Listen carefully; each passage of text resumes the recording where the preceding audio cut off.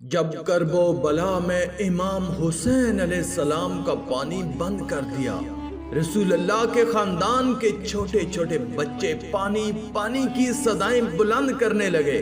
تاریخ نے لکھا 3 دن رسول اللہ کے خاندان کا پانی بند تھا۔ بس جب کربلا کے میدان میں 10 محرم کے دن ہر ایک شہید شہادت کا جام پیتا گیا، امام حسین علیہ السلام تنہا رہ گئے، تو آپ یزید کے سامنے آ کے حجت تمام کرتے ہیں اور کہتے ہیں کوئی ہے اس غریب کی مدد کرنے والا؟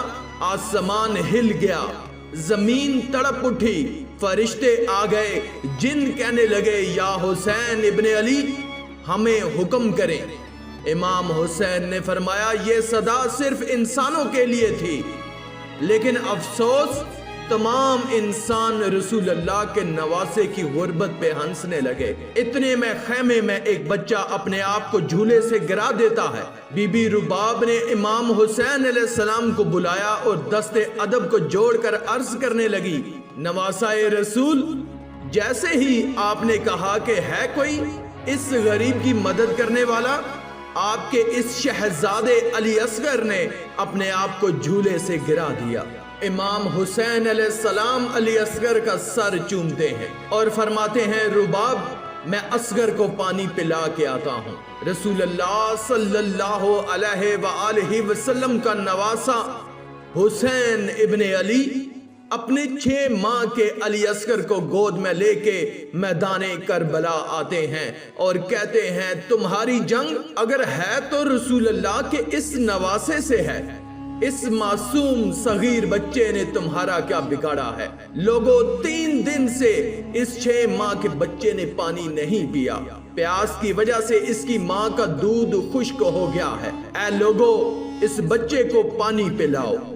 فوج یزید میں سے آواز آئی حسین پانی تم پینا چاہتے ہو اور نام بچے کا لیتے ہو، اگر یہ بچہ خود مانگے گا تو ہم اسے پانی پلائیں گے۔ امام حسین علیہ السلام نے علی اصغر کو بلند کیا اور فرمانے لگے اصغر مانگ، اپنی نانا کی امت سے پانی مانگو۔ امام حسین علیہ السلام کا یہ کہنا تھا، علی اصغر کے لب ہلے اور علی اصغر فرمانے لگے لوگوں میں تمہارے رسول کے گلشن کا چھوٹا سا پھول ہوں، میری رگوں میں تمہارے رسول کا خون بہتا ہے، اے لوگوں میں 3 دن سے پیاسا ہوں، مجھے پانی پلاؤ۔ تاریخ نے لکھا علی اصغر کی صدا سے فوجیں عشقیاں ہلنے لگی، کہرام برپا ہو گیا۔ عمر بن سعد اور شمر نے کہا کہیں فوج یزید بغاوت پر نہ اتر آئے، آواز لگائی، ہرملا تیر چلا۔ ہرملا کے پاس جو تیر جانوروں کے شکار کے لیے تھا، تاریخ نے لکھا علی اصغر کا نشانہ لیا اور تیر چلا دیا۔ اس تیر کی 3 نوکیں تھیں، ایک نوک علی اصغر کی کمر میں لگی، دوسری نوک اس کے بازو میں لگی اور تیسری نوک علی اصغر کے کان میں لگی۔ تیر اتنا وزنی تھا کہ علی اصغر کو چیر کے امام حسین کے بازو پہ جا لگا۔ تاریخ نے لکھا علی اصغر کے جسم سے خون امام حسین کے ہاتھوں پر آ گرا۔ امام حسین علی اصغر کو ہاتھوں میں لیے اپنے نانا کی امت کو دیکھ رہے ہیں، چاہا کہ علی اصغر کے خون کو زمین کے حوالے کرے۔ زمین چیخ اٹھی، مولا اگر اس ناحق خون کو ہم پہ گراتے ہیں روزے محشر تک میں اناج نہیں اگاؤں گی۔ امام حسین نے چاہا کہ اس کو آسمان کے حوالے کریں، آسمان کہنے لگا رسول اللہ کے نواسے اگر اس خون کو ہماری طرف پھینکا ہم روزے محشر تک بارش نہیں برسائیں گے۔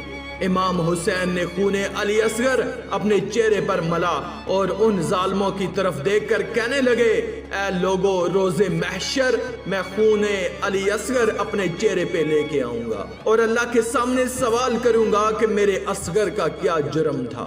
پھر علی اصغر کی لاش کو بازوؤں میں چھپائے جیسے ہی خیمے میں آئے، بی بی رباب نے رو کے پوچھا اے مولا میرے بچے نے پانی پیا؟ امام حسین علیہ السلام نے علی اصغر کو اپنی باہوں سے ہٹایا۔ بی بی رباب چیخ کے کہنے لگی یا مولا جس نے میرے اس معصوم بچے کو مارا کیا اس کی کوئی اولاد نہ تھی؟ امام حسین علیہ السلام نے فرمایا صبر کرو، اللہ کی مرضی یہ ہے کہ ہم ہر ظلم سہ کے اسلام کے لیے صبر کریں، کیونکہ ہمارے ہی خون سے اللہ کا دین بچنا ہے۔ اور رباب علی اصغر کی قبر بناتے ہیں۔